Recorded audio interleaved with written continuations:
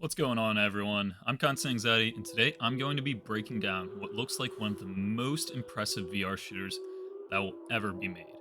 If you're a fan of VR, you'll know I'm talking about Ares VR. Ares VR is a VR shooter being developed by poptart Noah in Roblox. Now, I'm not going to talk about the obvious shocker here of, oh wow, it's being made in Roblox of all things, because I think it really takes away how impressive these demos look simply from a VR standard. The animations are seamless to a fault, where I actually had to rewatch in slow motion just to make sure they weren't being faked. They were actually recorded in VR. The sound design is also impressive, but the animations were what really got me. Today, I'm going to show you exactly why they are so impressive, as well as take my best guess as to how the heck the developers on this project even accomplished it. So the first thing I noticed when watching these demos is that when the player grabs the gun or the magazine, the hands don't just snap to the object. In fact, if they added arms to the player model, I don't think I would even be able to tell it's in VR.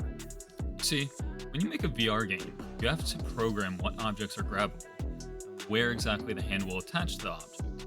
This is evident in games like Pavlov as well as my own game. In my game, I've attempted to slowly move the hand to the grab position so that it doesn't seem like it's just teleporting there, but you can still tell something's kind of off.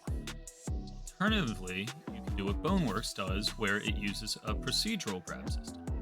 This means the player could grab the gun anywhere, and this would sometimes look a bit weird depending on how well the system can adjust to the shape of the object. Honestly, my best guess for the way the developers of Ares VR are able to even accomplish this smooth transition is through two methods.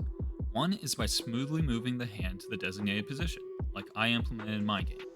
But then they take it a step further by using a unique relaxed hand position that easily fits into most of the objects they are grabbing. Most games utilize a relaxed hand that is almost flat, whereas Ares VR uses one with a slight grip to it, and it makes sense. When you go to grab an object in real life, you don't have your hand fully stretched before you get to the object. You start to shape your hand to the object you're going to grab. For this reason, I think Ares VR either has a generic hand shape that works for most of their objects, or even more impressively, that the hand shape might change as it gets closer to each individual object to match its shape. The next part I really wanted to go over is the reloads that are in Ares VR, because goddamn do they look good.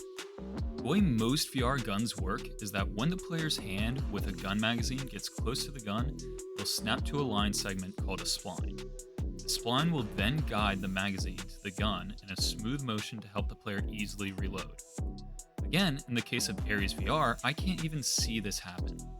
Well, until they accidentally messed up in the most recent devlog and showed their hand a bit.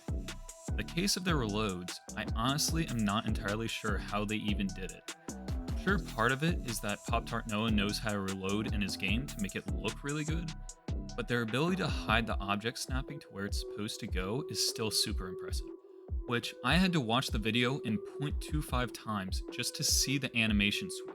It's super hard to see, but you can see where the magazine comes out and they switch the animation to where it's holding both magazines in the hand. It's not to say that these things are impossible, but the amount of time and effort to create such a polished project is amazing, and I believe it seriously raises the bar for anyone trying to get into the VR shooter scene. My last point I wanted to cover was just how the dev team went the extra mile with their weapon attachments. When putting on silencers, the player has to twist them on until they are fully on the gun, which honestly just looks so cool and is part of the reason I attempted to add a similar mechanic to my sniper scope, even though it still has a lot of work that needs to be done. Believe it or not, I have a decent idea of how they implemented this. The dev team most likely, after attaching the silencer, got the relative rotation of the player's hand to the gun, and once they did this, they simply calculate how much the player's hand rotates along the gun and applies it to the silencer. This, of course, is easier said than done, and it's actually a bit more complicated than that because getting the relative rotation of a motion controller that the player is using is pretty hard because most people don't know where their hand is in 3D space while they're playing VR. This means the player will have to rotate their hand a different way depending on if they're looking straight, up, or down.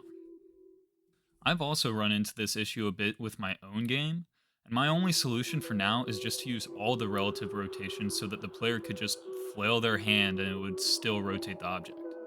Given how refined most of the Ares VR mechanics seem to be, I think they probably have a more elegant solution than me. If you enjoyed this kind of breakdown, please leave a like so I know to post more content like this in the future. I plan to go over Red Matter 2 because they have some really nice reflections for a Quest 2 game. And if you want to check out Ares VR and poptart Noah, I'm going to leave the link in the description. Until next time, this has been Constant Anxiety. Thanks for watching.